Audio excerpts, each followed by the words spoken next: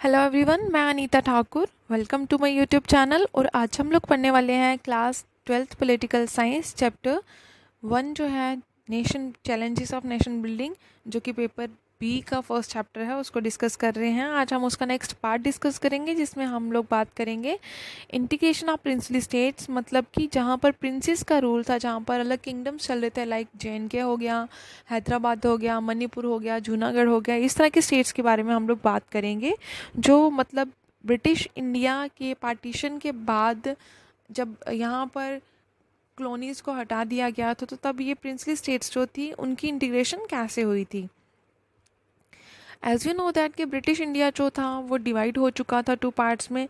ठीक है, तो अब मतलब ब्रिटिश इंडिया डिवाइड भी हुआ था, और उसमें ना क्या था, एक ही जगह पर ब्रिटिशर्स ने मतलब कंट्रोल कर रखा था, और दूसरी जगह प्रिंसली स्टेट्स थी, मतलब एक ब्रिटिश गवर्नमेंट के कंट्रोल में थी और एक अदर किंगडम्स के, मतलब अदर अगर हम कह सकते हैं कि वहाँ पर अलग अलग रूलर्स जो थे वो रूल कर रहे थे। ठीक है, अब ये जो ब्रिटिश इंडियन प्रोविंसेस थे, वहाँ पर डायरेक्ट कंट्रोल था ब्रिटिश गवर्नमेंट का। और दूसरी साइड अगर हम लोग बात करें, जो लार्ज कुछ सेवरल लार्ज एरियाज थे, स्मॉल स्टेट्स भी थी, जहाँ पर प्रिंसेस रूल कर रहे थे, मतलब राजा लोग रूल कर रहे थे। ठीक है, उनको प्रिंसली स्टेट्स कहा जाता है।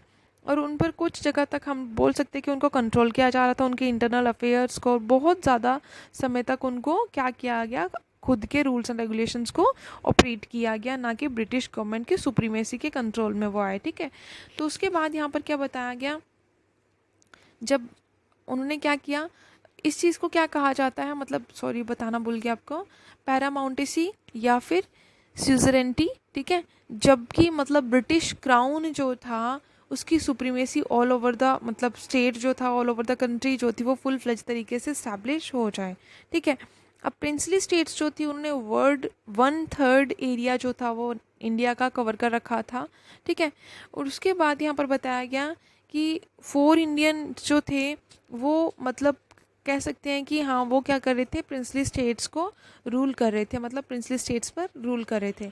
अब नेशन बिल्डिंग की प्रॉब्लम चल रही थी, तो उस टाइम पर ये भी प्रॉब्लम थी बहुत बड़ी कि हाँ, 1/3 एरिया जो है वो किसके पास है, प्रिंसली स्टेट्स के पास है, मतलब कि उन रूलर्स के पास है। तो अगर वो इस तरह से करेंगे, वो अपनी गवर्नमेंट को बनाएंगे, तो कहीं ना कहीं ब्रिटिशर्स के द्वारा ये जो मतलब कंट्रोल बनाया जा रहा है, तो उसकी भी कोई अहमियत नहीं रहेगी। ठीक है, तो जैसे ही उन्होंने क्या बोला, इंडिपेंडेंस से पहले उन्होंने अनाउंस किया, जो ब्रिटिशर्स थे उनने कहा कि यहाँ से ब्रिटिशर्स का रूल, मतलब इनका रूल जो है वो एंड हो जाना चाहिए। पैरामाउंटेसी जो है, जो कि ब्रिटिश क्राउन है, वो किसके मतलब प्रिंसली स्टेट्स के ऊपर किसका मतलब होना चाहिए, ब्रिटिश गवर्नमेंट का ही कंट्रोल होना चाहिए। वो डे बाई डे क्या हो रही थी, कम होती जा रही थी। अब उसके बाद यहाँ पर बताया गया, उसका ये मतलब है कि जब ब्रिटिशर्स इंडिया में आए, उस टाइम 565 स्टेट्स थी। ठीक है, तो उनमें ये बताया गया कि वो लीगली इंडिपेंडेंट थी, मतलब कि वो कानूनी तौर से, कानूनी रूप से एकदम मतलब किसी के कंट्रोल में भी नहीं थी। उसके बाद यहाँ पे बताया गया कि ब्रिटिश गवर्नमेंट जो थी, उनका ये मानना था कि जितनी भी स्टेट्स हैं उनके पास चॉइस है कि वो फ्रीली या तो इंडिया को ज्वाइन कर सकती हैं या पाकिस्तान को ज्वाइन कर सकती हैं, या फिर वो इंडिपेंडेंट भी रह सकती हैं, उनकी खुद की मर्जी है। लेकिन ये जो डिसीजन था वो इतना ज़्यादा, मतलब हम बोल सकते हैं कि उसको इतनी ज़्यादा इम्पोर्टेंस नहीं दी गई। अब इंडियंस के द्वारा आपको तो पता ही है, चाहे हम जूनागढ़ की बात करें, हैदराबाद की बात करें, या फिर हम लोग जम्मू कश्मीर की बात करें, तो कहीं ना कहीं उन्होंने क्या किया, मतलब ज़बरदस्ती करके या जैसे तैसे भी करके, हेल्प की वजह से ही या कुछ भी करके, उन्होंने मतलब उनको एक्सीड करवा लिया था। ठीक है, और रूलर्स जो थे वो चाहते नहीं थे कि हाँ, हम लोग इनके साथ मतलब इंस्ट्रूमेंट ऑफ एक्सेशन जो है वो साइन करें। ठीक है, तो अब ये एक बहुत बड़ी प्रॉब्लम थी, जिसकी वजह से यूनाइटेड इंडिया जो था उसके एग्जिस्टेंस में बहुत ज़्यादा प्रॉब्लम या बहुत ज़्यादा खतरा जो था वो मंडरा रहा था। ठीक है, उसके बाद प्रॉब्लम्स जो थी वो बहुत तेज़ी से स्टार्ट होना शुरू हो, मतलब बहुत ज़्यादा प्रॉब्लम्स होना शुरू हो गई।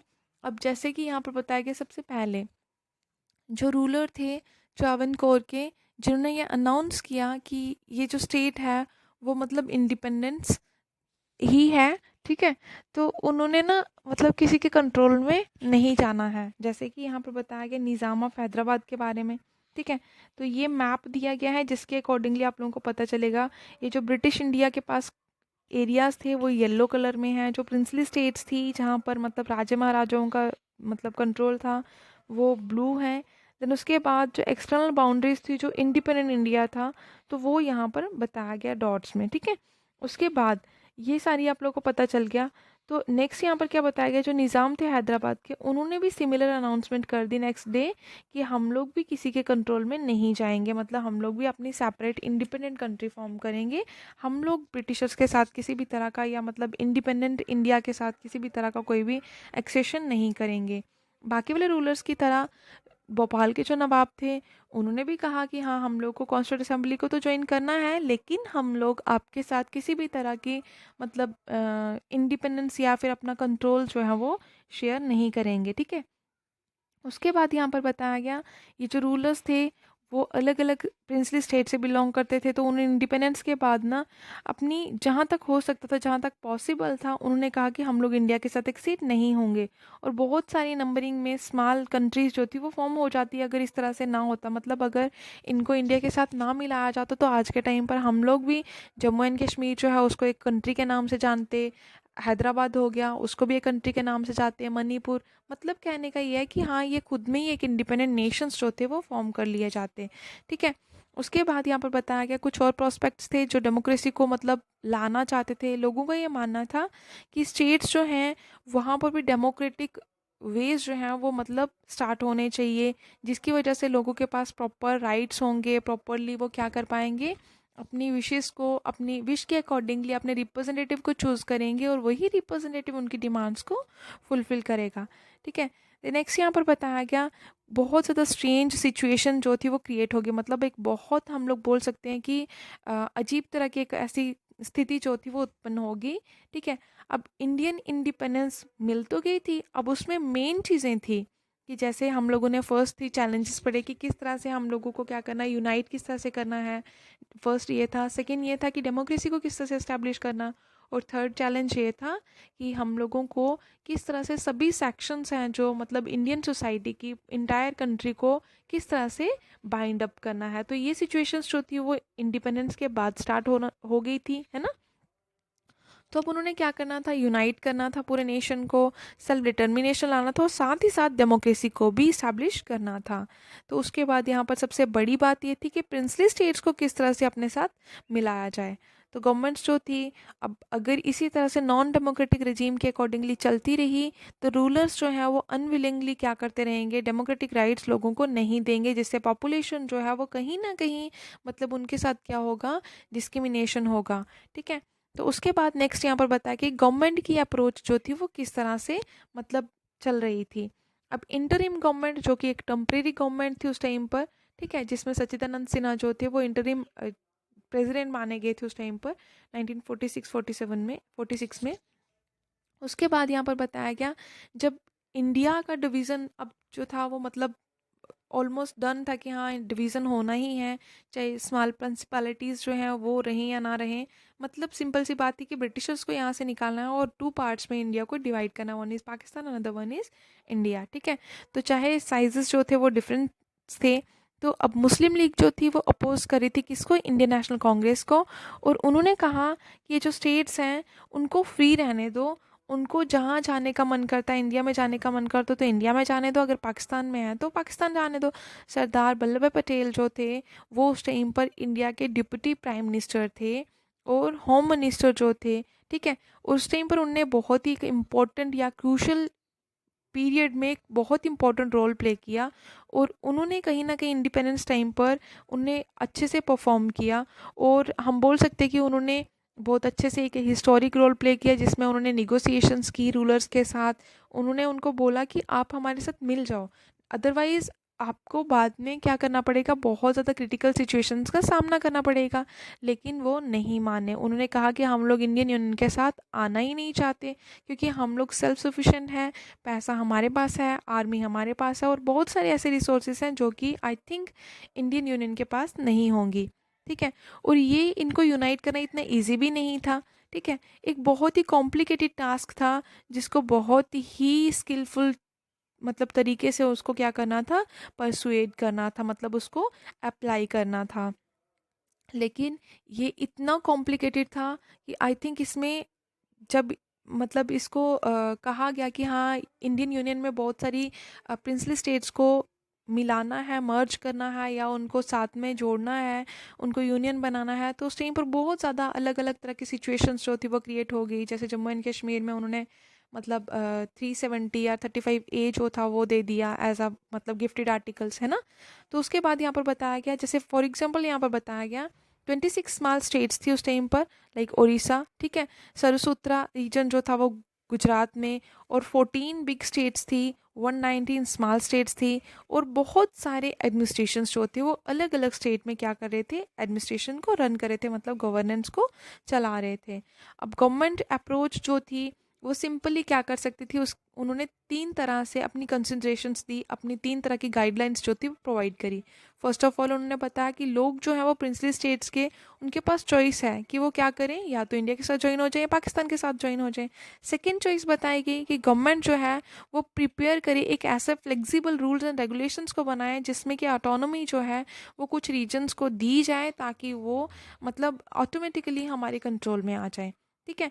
उसके बाद ये जो आइडिया था वो ये था कि हाँ हम लोग ना अलग अलग रीजन, अलग अलग तरह के कल्चर को, अलग अलग तरह के लैंग्वेजेस बोलने वाले लोगों को अकोमोडेट करें, मतलब इकट्ठा करें एक फ्लेक्सिबल अप्रोच के थ्रू। मतलब एक बहुत ही हम बोल सकते हैं कि फ्लेक्सिबल का मतलब क्या होता है कि बहुत ही लचीला टाइप के कुछ रूल्स एंड रेगुलेशन बनाए जाएं जो हर किसी के लिए एप्लीकेबल हों, ताकि लोगों की जो अलग अलग रीजन से बिलोंग करते हैं उनकी जो भी जैसी भी डिमांड्स होंगी according to their situation, according to their interest, उनको ईजिली फुलफिल किया जाए।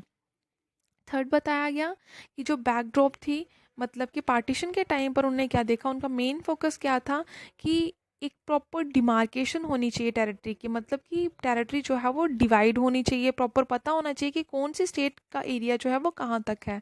तो उनको इंटीग्रेट करना है, उनको जोड़ना है, कंसोलिडेट करना है, मतलब उनके इंटरेस्ट के अकॉर्डिंगली पॉलिसीज फ्रेम करनी है ताकि वो ईजिली हमारे साथ आके जुड़ जाएं, ठीक है। टेरिटोरियल बाउंड्रीज होंगी तो एक नेशन जो है वो प्रॉपरली सिक्योर्ड रहेगा, ठीक है।